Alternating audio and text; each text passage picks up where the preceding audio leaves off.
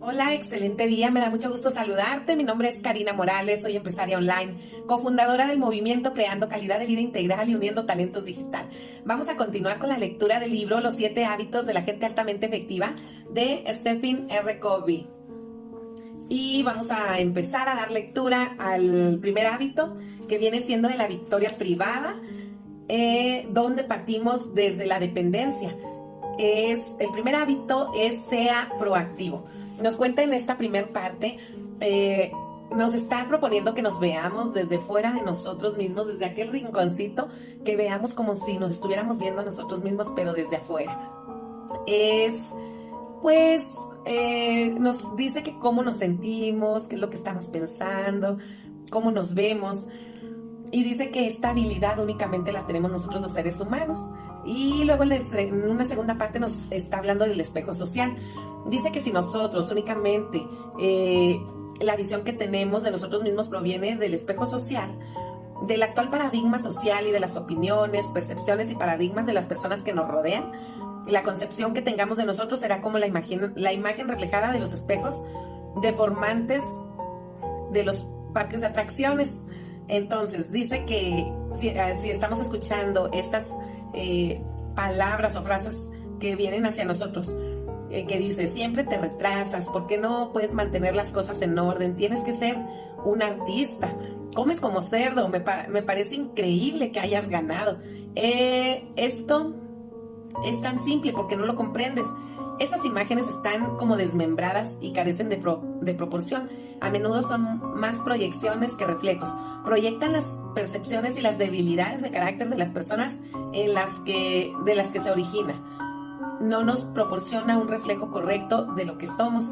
Entonces, aquí nos está diciendo, y pues muy ciertamente, que muchas de las veces nosotros escuchamos las frases que vienen hacia nosotros, pero no nos damos cuenta que realmente esas frases no nos están describiendo a nosotros, sino a las personas que las están diciendo.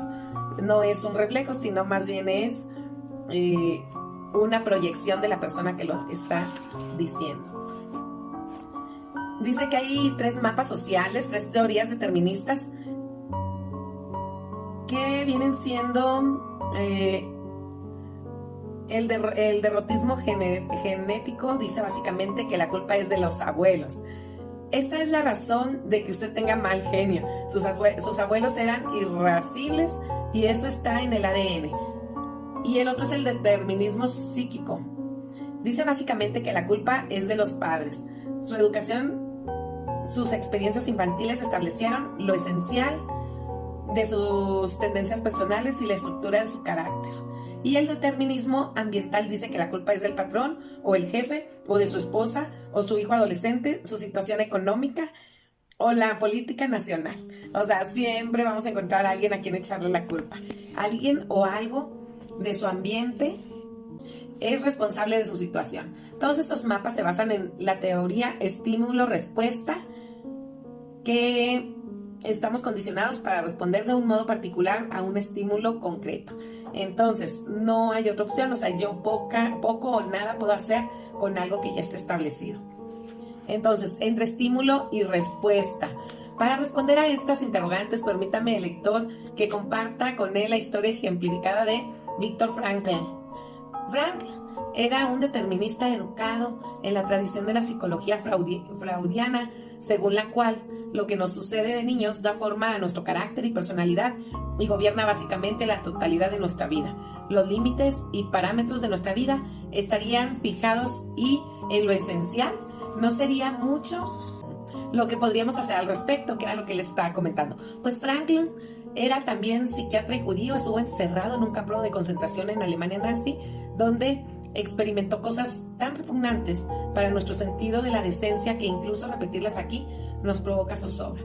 Y esta historia nos cuenta que Franklin estuvo en ese campo de concentración y él pensaba que los nazis podían tener más libertad que él, pero la libertad de él estaba en el interior, en la forma en que él se sentía y en la forma en que podía afectarlo todas estas cosas tan terribles que le sucedieron, como perder a toda su familia dentro de ese campo de concentración. Y él se volvió una persona con un espíritu libre y era ejemplo para muchos de los que estaban ahí, incluyendo algunos de los guardias. Entonces, lo que aquí nos dice es que nosotros somos libres dentro de lo que nosotros queramos. La proactividad definida.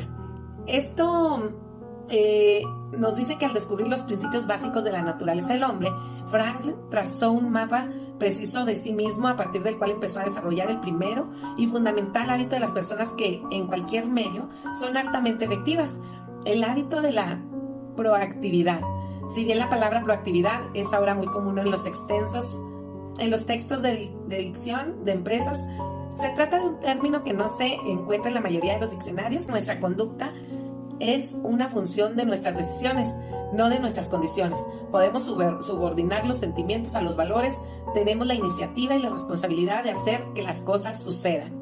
Para elegir la respuesta, las personas muy proactivas reconocen esa responsabilidad. No dicen que su conducta es la consecuencia de las condiciones, el condicionamiento o las circunstancias. Su conducta es un producto de su propia elección consciente. Se basa en valores y no es producto de las condiciones ni está fundada en el sentimiento.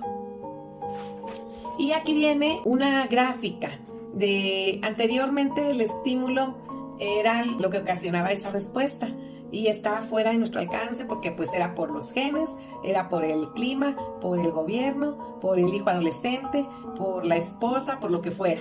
Pero en cambio, cuando existe un modelo proactivo, viene siendo el estímulo y en medio entre el estímulo y la respuesta tenemos la libertad interior de elegir, que viene siendo autoconciencia, imaginación, voluntad independiente y conciencia moral.